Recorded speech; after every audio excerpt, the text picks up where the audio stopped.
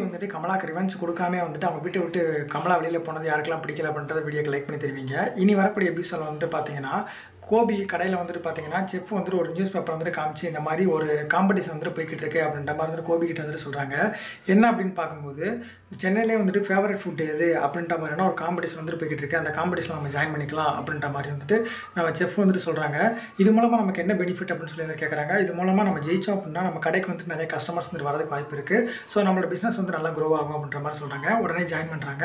அதே மாரி இந்த ஒரு விஷயத்த கேள்விப்பட்டா நம்ம பழனிசாமி வந்துட்டு பாக்கியா கிட்ட வந்துட்டு சொல்றாங்க. கண்டிப்பா வந்துட்டு நீங்க ஜாயின் பண்ணீங்க அப்படின்னா, உங்களுக்கு வந்துட்டு பிசினஸ்ல ஒரு பெரிய குரோத் இருக்கும். ஸோ நீங்க யாருன்றத வெளியில காட்டலாம் அப்படின்ற மாரி சொல்றாங்க. நடக்கிற ஸ்பாட்டுக்கு வந்து நம்ம ஈசரி பண்ணி வந்துட்டு வர்றாங்க. வந்ததுக்கு அப்புறமா அவங்க கிட்ட பேசுறதுக்கு ட்ரை பண்றாங்க. ஆனா அவங்க வந்துட்டு பேச மாட்டேன்றாங்க.